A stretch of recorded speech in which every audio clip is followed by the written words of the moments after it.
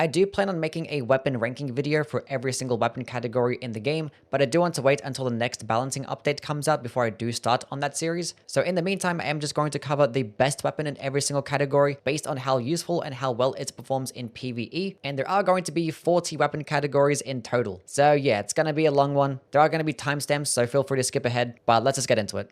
There are a total of 2 thrusting shields in the game, and I consider the Carrion thrusting shield to be the better one. They're both still very similar. They get the exact same moveset and stance damage values. Both can be infused. The dueling shield is actually going to get more damage because it doesn't get that split damage that the Carrion thrusting sword does get. It is lighter, does get better elemental damage guarded negation, and it also gets lower requirements too. But the Carrion thrusting shield, I'm going to like it more because it does get much higher guard boost, and it does get higher physical damage guarded negation. And that 15 intelligence requirement that it does have isn't going to be that big of a deal because you want to spec into a little bit of intelligence anyway if you do want to use the Scholar's Shield buff. But for me, the best way to build around thrusting shields will be specking into like an R1 spamming build or going into guard counters, of which you want to have really good guard boost for those things. Hence the Carrion thrusting shield just being the more valuable one in my opinion. You don't really want to go into elemental infusions because they like lower your guard boost and damage negation by a whole bunch. You kind of want to stick with like the normal standard infusions or just strength or dexterity. Otherwise the shield portion is not going to be good. Also, I don't really care to use damaging based Ashes of War because all of these Ashes of War are always just better paired with like another type of weapon instead. But the reason why thrusting shields are really good is because they get blocking frames and get high stance damage. Now specifically with the light attacks and the guard counters,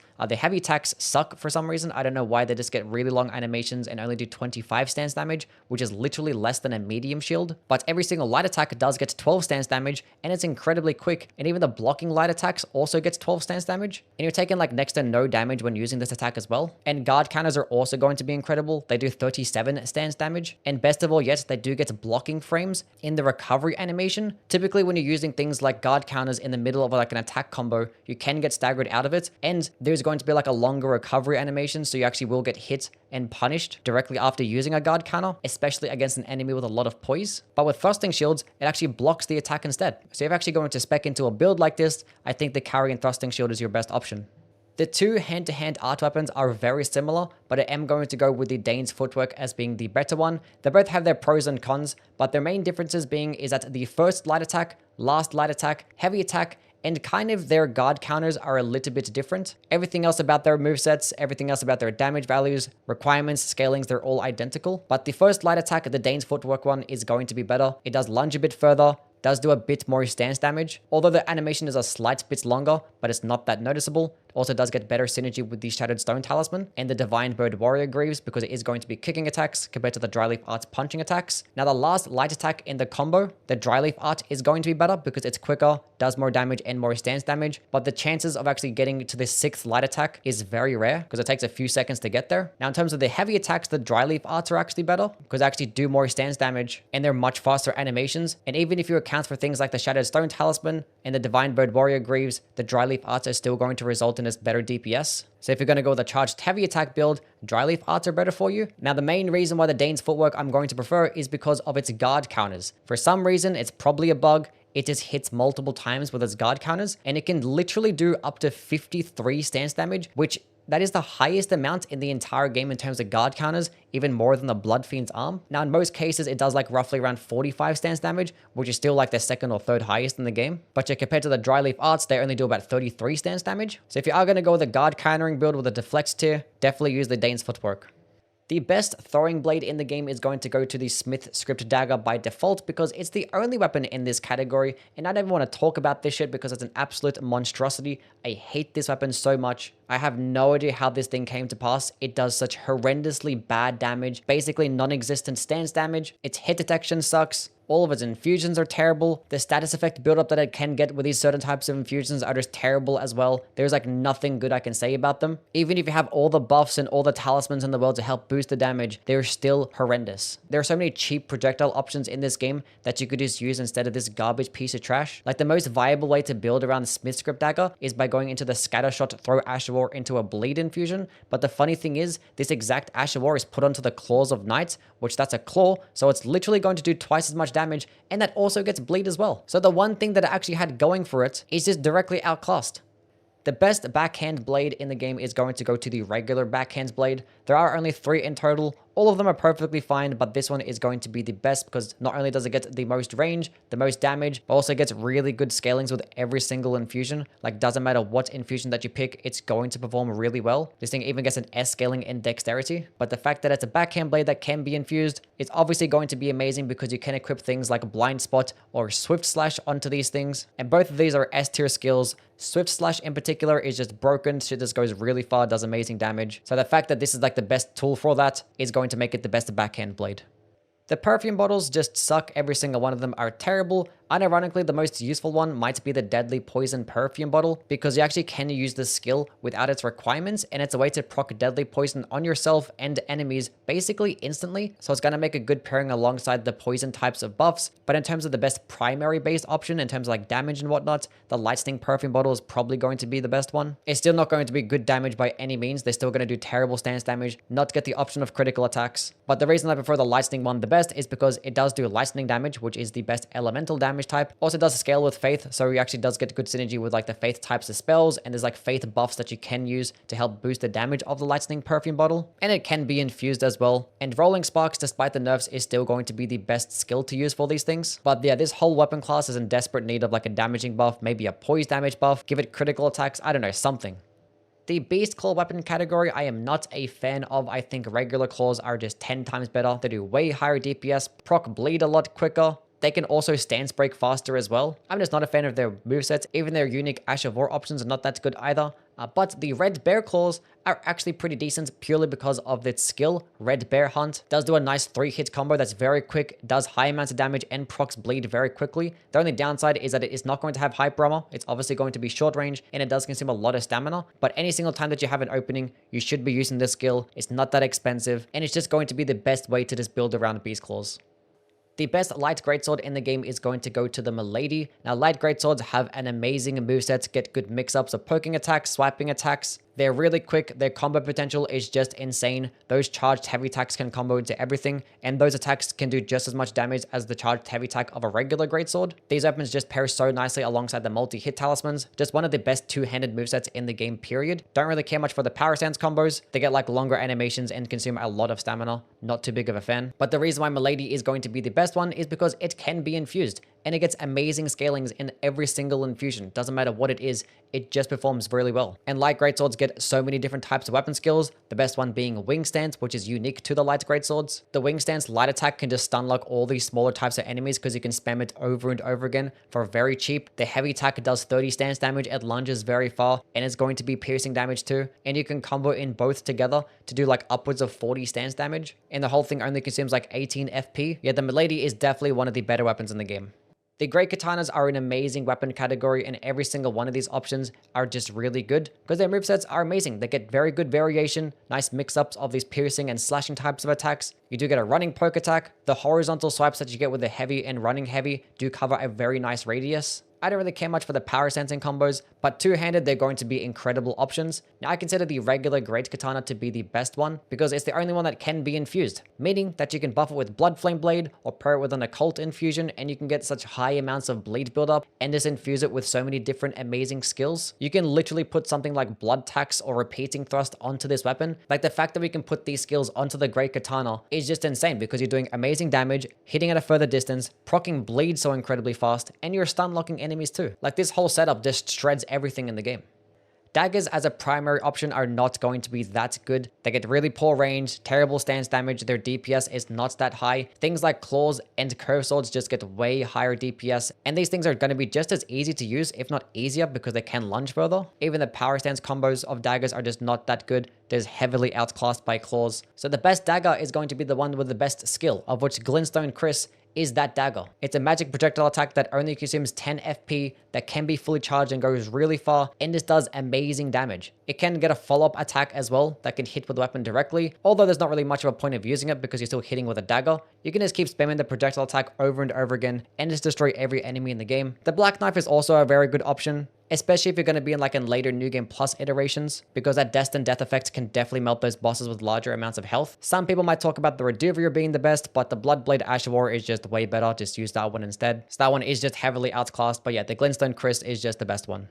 The best straight sword is the Sword of Night and Flame. It is actually the best faith and intelligence weapon in the game too, and the fact that it has an entire monopoly on just one build type is going to make it incredibly useful, but the weapon itself is also just really powerful. You do get the option of a magic and a fire-based attack with its skill, meaning that you actually have good coverage and damage types, and both of these skills just hit really hard. The magic-based version can go really far, typically just hit harder than the fire-based version, and if you're using it at point-blank range, this thing could do upwards of 50 stance damage as well. Now, the fire-based version typically not going to do as much damage, but it does get a nice horizontal spread, so fighting multiple enemies at once, it can just destroy all of those too, and obviously fighting enemies weaker to fire damage is going to be amazing. Like, the only downside I can say is that the skill is pretty expensive, but pairing it alongside the carry and filigree crest is going to negate the one weakness that it does have.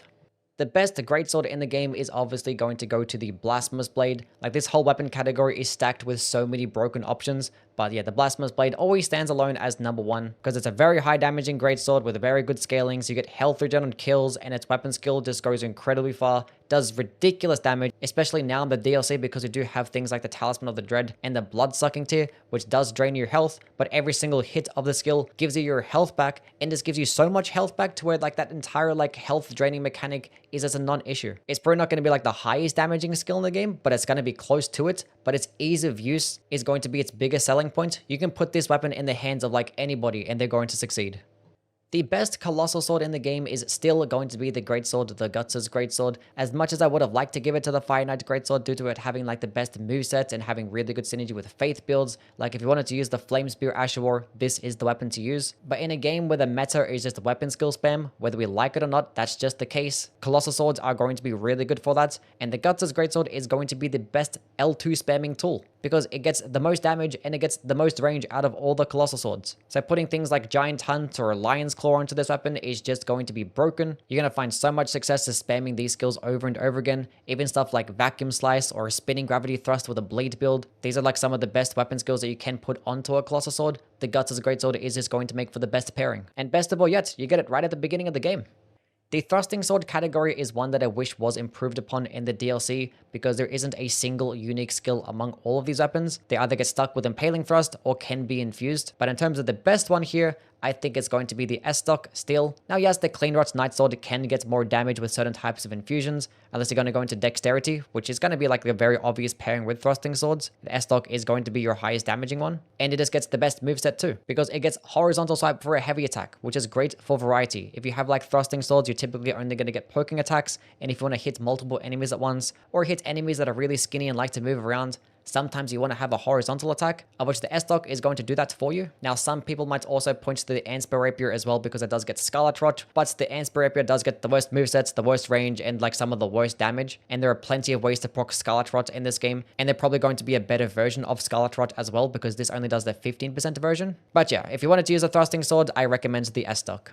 The heavy thrusting sword category is stacked with amazing weapons because their movesets are just really good. They probably get the best two-handed moveset in the entire game. The light attacks are really quick, obviously doing piercing damage, which I always say is the best damage type in the game, and those running heavy attacks are just like broken. Like it's the best running heavy attack like of all time. It's just really good. It covers so much distance really quickly. But I do consider the Bloody Hellas to be the best amongst them because it gets a really good arcane scaling and it gets passive bleed, of which going into high arcane can proc bleed really quickly, and its skill Dynast's Finesse is amazing. It does serve as an iframe dodge, which actually gives you a lot of iframes, like a lot more than like a regular dodge roll, which only consumes 5 FP, and for an additional 7 FP you can do a follow-up poking attack that lunges really far, does high damage, staggers really well, does do 33 stance damage, and you can get a follow-up input afterwards that does this horizontal swipe, which one is going to be good as a variety because typically this moveset doesn't get any horizontal swipes, and it also is going to be like a quick double swiping attack, so it's going to proc bleed pretty quickly too, and the entire combo does 55 stance damage. So yeah, it's not going to be like the most amazing or flashy weapon to use, but it just has so many positives going for it.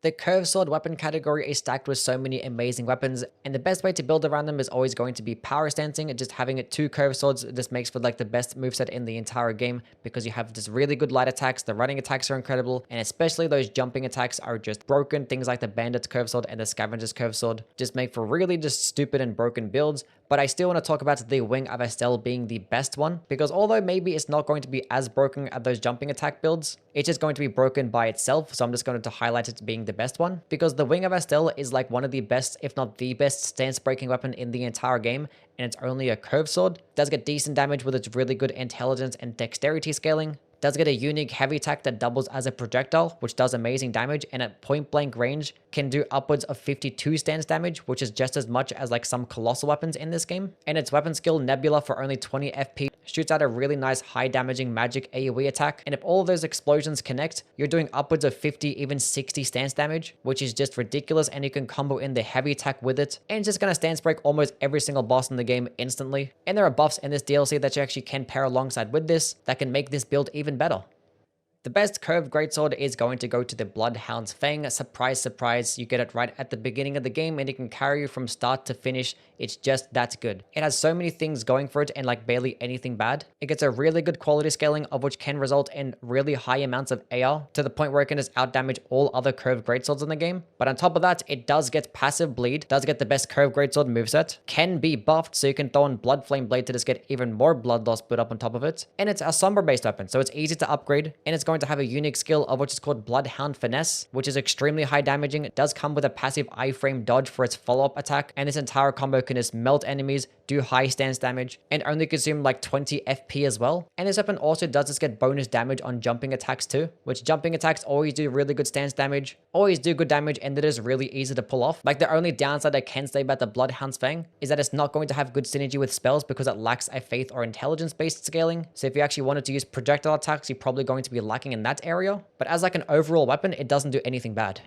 The Nagakiba I consider to be the best katana in the entire game because not only does it get the most amount of range by far, but it also does get some of the most damage. Actually, with certain infusions, it actually can get the most damage. It also does get the best moveset as well with the poking attack heavies, both one-handed and two-handed, because it just makes for good variety with the katana movesets. Because these movesets are really quick, lunge pretty far, get nice mix-up of vertical and horizontal swipes, and it's having these poking attack heavies just rounded off nicely. But the main reason why the Nagakiba is going to be the best is because it can be infused. Therefore, it's going to be extremely versatile. Whether you have it with a keen blood flame type of build or an occult arcane build, it's going to be amazing. You can infuse it with unsheath and it's going to do more damage than the Moonveil katana. You put it with double slash and it's just a better version than Rivers of Blood, or you could just put it with the Blood Blade Ashawar and you just got like one of the best bleed builds in the entire game. And this weapon skill has just gotten even better in the DLC with a couple of different buffs to the point where it can just be really broken, and the Nagakiba is going to be the best pairing for it. The Twin Blades are a weird category that I'm kind of iffy on. I don't really like them that much outside of the power sensing jumping attacks because their DPS is not that good, the stagger potential isn't really there, and their stance damage is like just as bad as a straight sword, despite them having really long animations that can get staggered out of, especially with those heavy attacks. So being that the best way to actually go about them is using power stancing builds, I had to pick the best power stancing option. But the funny thing is about the Twin Blades, you only get one per playthrough. So if you wanted to power stance, you're going to have to use two separate ones anyway. Now, if I were to talk about the best one by itself, I think the Eleanor's Pole Blade is going to be that for you because its weapon skill can be really good at stun locking those smaller enemies. Although if you go up against enemies that cannot be staggered very easily, it's definitely not going to be that viable. As you're going to notice, it's not going to be doing that good of damage. You're going to be stuck in a long animation too. But the stance damage is pretty high, so it can be nice for that, but it's definitely not going to be the best option for like power stancing jumping attack builds. I think the best one for that is going to be the Black Steel Twin Blade, as it can get the highest amount of damage out of all the Twin Blades. So if you have two of these, you can make for a really good build. But as I mentioned, you can only get one per playthrough, and that does have like a faith scaling. With a faith build, you're kind of limited in that regard as well. So if you wanted something for versatility, then the Gargoyle's Twin Blade is going to be the best option for the power stancing jumping attack builds because it does get the most amount of damage. And being that it scales better with strength, you're going to want to pair it with like another strength type of Twin Blade, of which the Twin Night Swords is going to be the only other strength based Twin Blade that can be infused. But if you didn't like the range of the Gargoyle's Twin Blade, then you could use the Godskin Peeler, which is going to be your second best option for like those bleed types of builds, of which if you want to power sense with the Godskin Peeler, you have to use the regular Twin Blade. All I know is that most of these things are useful except for the Gargoyle's Black Blade. This one just sucks. The best axe in the game I'm going to give to the Warped Axe. Now, axes did actually get recently buffed in patch 1.12 to where their movesets are a lot faster now, and the Warped Axe did actually get the unique light attack combos to where they come out really fast, And as of this recent patch, they're just so incredibly quick. But the main reason I'm going to value it a lot is because it gets incredible damage and really good scalings. It gets an S scaling in strength with that heavy infusion, of which can result in really high amounts of AR. And potentially better yet, you could pair it alongside a bleed infusion, of which still retains an A scaling in strength. And with how fast the moveset is, it can actually make for a very nice pairing as well. Because typically with axes, I don't really care much for their movesets as they're pretty slow and that is going to be outclassed by things like straight swords and curved swords. But with how much damage this axe does do and with how quick the moveset is, it's going to be a very viable option. The Rusted Anchor is going to get my pick for the best Great Axe in Elden Ring. Not only can this thing get some of the highest amount of damage with a strength type of build, but it also does get piercing damage, which this paired alongside a really large weapon like a Great Axe is going to be incredible. Because not only are a lot of enemies weaker to piercing damage, but if you hit while the enemy's in the middle of an attack animation, you're doing bonus damage, and pair this alongside the Spear Talisman, and it can end up being one of the highest damaging, if not the highest damaging strength weapon in the entire game. And with Great Axes, they have also been buffed recently, to where their charged heavy attack damage is now improved. Some of their movesets are a bit faster as well. And this weapon class also does get really good weapon skill options. Things like Wild Strikes or Sword Dance are going to be amazing pairings. And probably best of all yet, you get it very early on in the game. The best flail in the game. I don't even know. All these options kind of just suck, but my vote probably goes to the Serpent Flail. Does get a good faith scaling. The weapon skill does add 90 fire damage for 30 seconds, and when you slam the weapon onto the ground, does do a nice explosion, which can do good damage. It can send enemies flying, does do 12 stance damage, and actually can get boosted by things like the Shard of Alexander and the Winged Serpent Helm. Now, unfortunately, it's a flail, so therefore, if you want to pair it alongside a charged heavy attack build, good luck, because these charged heavy attacks are just an atrocity. They're so incredibly long, and they don't do the correct amount of damage to compensate. If this thing was a hammer, it would be like 10 times better, because those actually have respectable heavy attacks. So probably your best way building around them is like with a power stance jumping attack build, of which is going to result going into New Game Plus. So you can make for a pretty decent build, but flails are such a mid weapon class with shitty damage and shitty movesets, and they're really slow with poor range. Like, I just wouldn't really bother with them. The best hammer in the game is going to go to the Maracas hammer, which is my personal favorite weapon in the game. I did want to give it to the Flowerstone Gavel, if only it had split lightning damage and a faith scaling to really benefit off that lightning debuff that the weapon skill actually does have. But yeah, unfortunately it doesn't have those things, but the Maracas hammer is definitely deserving of being the best hammer in the game. It does just get the regular hammer moveset, which is nothing too crazy. The best way to use them is just by spamming the heavy attacks. It is a weapon that's mainly going to scale off strength, and even its weapon skill does scale off AR as well. So just going all into strength is going to net you a lot more physical damage compared to that holy damage. But yes, this weapon skill is the best part about the weapon. Goldbreaker just basically has infinite hyper armor. As soon as you click the button, you're just like never getting staggered out of it, and you come crashing to the ground in a massive AoE that does really high damage. The AoE itself does roughly 20 stance damage, but if you hit with the weapon directly, you're actually doing over 43 stance damage, which is like just as much as the charged heavy attack of a Colossal Sword. And it's going to do that damage a lot easier as well, because you're just not going to get staggered out of this animation. And if you are fighting these smaller types of enemies, every single one just gets like tossed up into the air, of which you can just infinitely stun lock them over and over again. So basically this thing can just trivialize so many enemies throughout a legacy dungeon just by spamming this skill over and over again. And even against bosses, you can just easily spam this attack as well. And if you're lucky, that whole jumping animation that it does get can actually dodge certain attacks. But even if you do get hit, you actually can trade out with a lot of bosses because the damage is very high. The best Great Hammer is the Great Stars, RIP to the Envoy's Longhorn. But yeah, this thing does get basically everything that you really need. It gets some of the most damage, some of the most range in class, does get passive bleed, and it gets health regen per hit. So pairing it alongside certain skills like Stormcaller or Wild Strikes can result in really quick blood loss buildup and some decent health regen too. Now the Great Hammer weapon class is stacked with really good options. All of these weapons get amazing movesets, and they do get the highest stance damage on average as well. And they perform really well whether they're one-handed, two-handed, or power stanced. Going with guard counter builds, it doesn't matter. Great Hammers are just that good, and I think the Great Stars is the best one on here.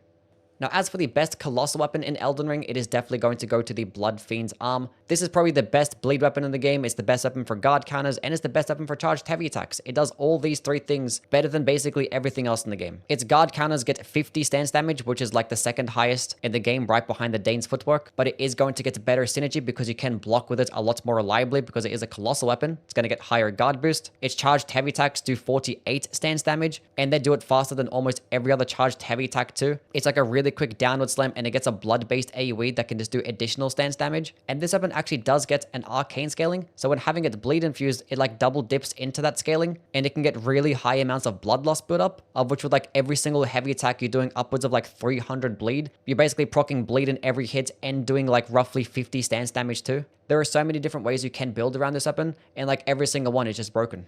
The best spear in the game is going to go to the Bolt of GREATAXE. It gets some of the most range in class, gets really good damage, is going to get split lightning damage, which is like the best elemental damage type in the game, and its weapon skill, Ancient Dragon's Lightning Spear, is probably the best sniper in the game too. This thing can just cross-map enemies in an instant when you have it fully charged, and it does incredible damage, and there's so many different things that you can use to boost the damage as well. And as of this DLC, lightning weapons have just gotten better, because you can just use the Flowerstone Gavel weapon skill, or the Florisax Spirit Ashes, because the skill actually does debuff enemies to make them take roughly 15% more lightning damage, of which just makes the Bolt of GREATAXE just even better. It is a spear, of which is going to get a really quick and solid moveset, and you have a weapon skill that can hit enemies from such crazy distances, meaning that you don't even need to like engage with an enemy at all. You can just sit at the back of the map and just pick enemies up at a distance, and it can cheese the entire game. I still consider the Mogwin's Sacred Spear to be the best Great Spear in the game, even after the nerfs that it did take to its Bloodloss split up with its skill, because one, it still is going to get really high amounts of AR with its really good strength and arcane scaling, still gets the most range in class, still gets that passive bleed, and Great Spears are going to be amazing because not only do they get piercing damage, but they also do get really high amounts of stance damage too. Do have really good power sensing combos, get great synergy with shields, but the Mogwin's Sacred Spear weapon skill, Blood Boon Ritual, is still incredible. It's a pretty decently sized AoE that does surround the player, and all types of smaller enemies are just going to get stun locked, take immense amounts of damage, and can be procced with bleed as well. It's not going to proc them as bleed as quick as it once used to, but it still is pretty decent amounts of bleed. So if you walk into a room surrounded by a bunch of enemies, you can just use this skill and it can just clear them all out in an instant. The Halberd class has plenty of really good options, but I consider the Knight Rider's Glaive to be the best amongst all of them, because it does actually get the most amount of damage, gets the most range, gets the best scalings, does get slashing damage, gets the best heavy attack too. It just has so many things going for it, so when you have it paired alongside certain types of weapon skills, it's just going to be best with this halberd. So maybe for things like Spinning Strikes, Phantom Slash, Impaling Thrust, Braggart's Roar, it's just going to be best with a Knight Rider's Glaive, because this thing does get an S scaling in strength, which is just absurd. So it can easily outdamage all of the other halberds. But I think the most underrated part about it is going to be its heavy attack. Typically, the halberd heavy attacks do that spin to win, which is great to hit multiple enemies at once, but it's like the longest heavy attack in the entire game. And if you want to be able to proc a stance break really quickly, you want to be able to have these charged heavy attacks, and the Knight Rider's Glaive just has the quickest one. It's a quick downward slam, and it's still going to do the same amount of stance damage as all of the other halberds. And also, it does do bonus damage on horseback, which is not going to be many applications for this, but it is a positive too. I consider the Halo Scythe to be the best Reaper in the entire game. Holy damaging weapons have just gotten a lot better in this DLC because of things like the Sword of Light and the Sword of Darkness. These are buffs and debuffs to just make you just do a lot more holy damage. And the Halo Scythe is just an incredible holy weapon because its weapon skill, Mikula's Ring of Lights, for only 11 FP, you can shoot out this holy projectile that can go really far, do nice damage, can stagger enemies, and it has a little bit of a delayed effect. So against enemies that like to dodge and input read, it's just going to hit them too. And the fact that you can cast it very quickly, it can as easily melt enemies at a further distance. Now, scythes themselves, they just do everything pretty well, but they don't really do anything the best. Like, they get decent range, they get decent speeds in their moveset. They all do get bleed, which is pretty nice, but it's not going to proc bleed faster than like any other types of weapons. Their heavy attacks can be a bit on the slower side, and they don't really get the highest amount of stance damage too. But overall, they're just pretty solid weapons.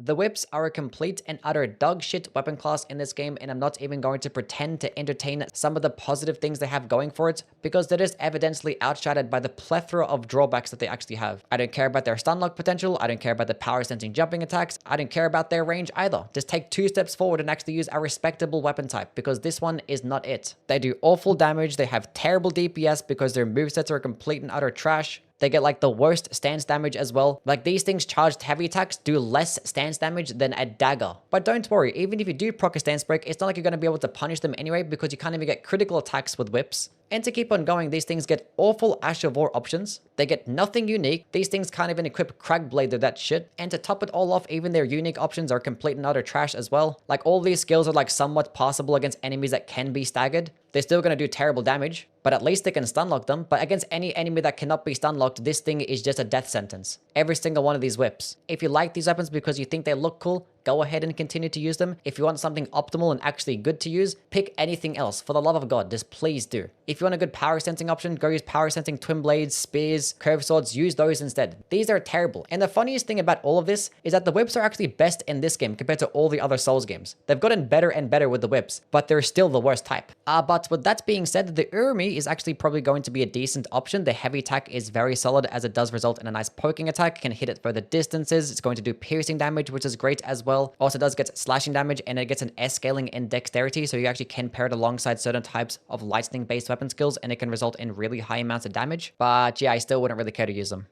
The best fist weapon is obviously going to go to the Star Fist, and that's purely because of those charged heavy attacks. They come out faster than like anything else in the entire game, do 33 stance damage, and just do monstrous amount of damage in general, because there's so many different things that you can use to boost charged heavy attacks, and it's such an easy build to make that you just benefit off greatly. There are very few things in this game that can stance break as quick as these things, and the fact that it's a fast animation means that it's very risk-free as well. And on top of all this, they do get passive bleed, so they're incredibly versatile, whether you want to have them with heavy types of builds with Blood Flame Blade, or go into an Occult Infusion and pair it alongside an Arcane build. There are so many different ways you can build around them. Now, the obvious downside is that they do get terrible range. There's so many times where you just like whiff your heavy attack, and it gets very frustrating. But if you are close enough to the enemy, this thing can make for one of the best weapons in the entire game.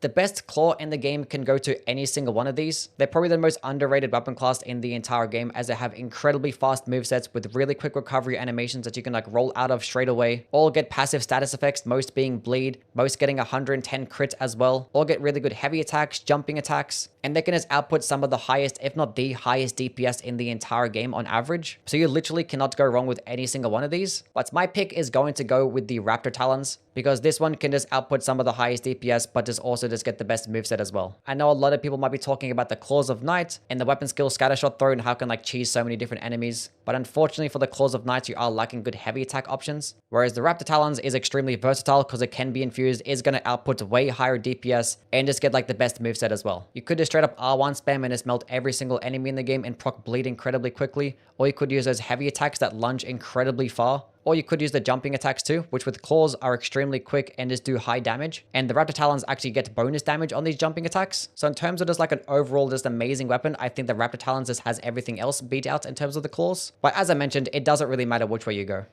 The best longbow in the game is going to go to the Bone Bow. This one is actually very solid because of its weapon skill. Rancor Shot, which is essentially like the Barrage skill, but it just does more damage and just has the most insane tracking. You can just spam it over and over again for very cheap, can output some very decent DPS, and probably just not going to miss as well. Now, just like most other bows, it's not going to get like the best scalings, although it is going to scale best off dexterity. So if you are running a dexterity build and you wanted like a decent projectile option, this one could be good, although I do think the Ansbach's bow is going to be a bit better, as I might as well just talk about right now. In terms of the medium bows, Ansbach's bow is just going to be amazing because it is a medium bow with the same moveset as a light bow, because light bows actually do get access to jumping attacks, landing attacks, and rolling attacks, which are just going to result in really high amounts of DPS. And the Ansbach's longbow is going to get this, but just get the damage of a medium bow. But the best part about this weapon is going to be its skill Fan Shot, which does like shoot out 8 arrows at once. And this does amazing damage, proc statuses really quickly, but you don't even need to just use status arrows. Any single arrows are going to suffice and just do amazing damage. And there's plenty of talismans, especially in this DLC, that can just help further improve the damage. So for me personally, I think the Ansbach's longbow is the best bow in the entire game. Now, as for the best Greatbow, I'm going to give it to the Lion Greatbow. It actually can get some of the highest damage out of all the bows if you use things like the Radan Spears, because it actually does get the passive boost of just boosting these arrows in particular. But the main reason I'm going to value it is because of its skill Radan's Rain that shoots out a bunch of these arrows that come falling from the sky that just do amazing damage, and against larger types of bosses, it's just going to destroy them. Against smaller enemies, it's probably not going to be that good. Might result in like a little bit of a decent stun lock, but I think its main application is going to be just obviously hitting enemies at a further distance or just like destroying larger bosses. So if you did want a good like projectile option for a strength build, this one could be for you.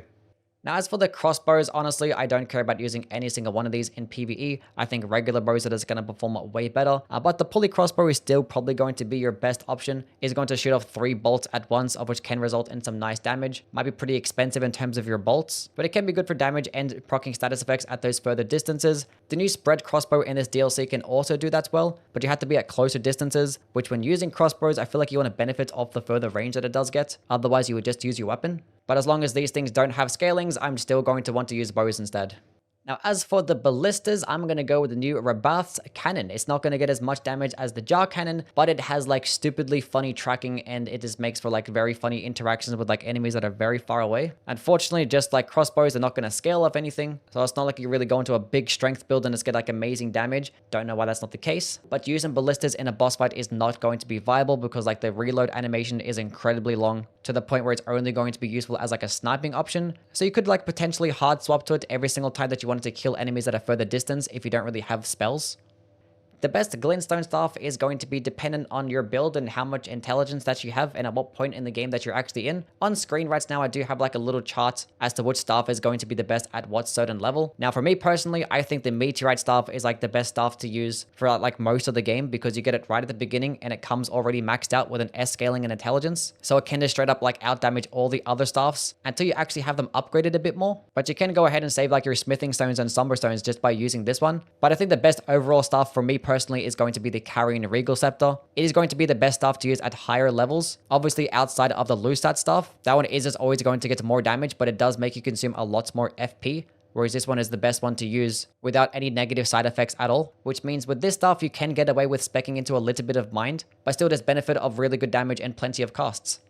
The best sacred seal in the game, very similar to how I see the staffs, is dependent on your level, what build that you have, and how much faith do you have as well. On screen right now is a chart as to what is the best seal for you depending on your build. Now it does say that the dryleaf seal is the best seal between 27 and 52 faith, but you get that seal in the DLC. So between those levels, you're probably better off using the Godslayer seal because you get that one earlier on in the game. So that's probably going to be the most useful seal to people with a faith type of build until you get to like really high levels and you'd switch to the Erd Tree seal. The Golden Order seal is going to be the highest damaging seal in the game at those like really high levels because it is going to be that intelligence and faith based seal. But I think the Dragon Communion seal is the best seal in the game because it does let you have an arcane build and benefit of some of the most damage. Like the Dragon Communion seal gets the second highest damage out of all the seals, like it's just behind the Golden Order seal, and you can just go all into arcane and benefit. And it's also going to give you a boost to the Dragon Communion spells, which are some of the best spells to use in the entire game. And arcane builds themselves are just cracks because obviously you get access to poison or bleed types of builds, and all you gotta do is just spec into a little bit of faith just to meet the minimum requirements for certain types of spells, and then you could honestly just do more damage than with a faith build. The only downside is that your weapon buff spells and your healing spells are not going to be as good, but they're not going to be that useful to you anyway.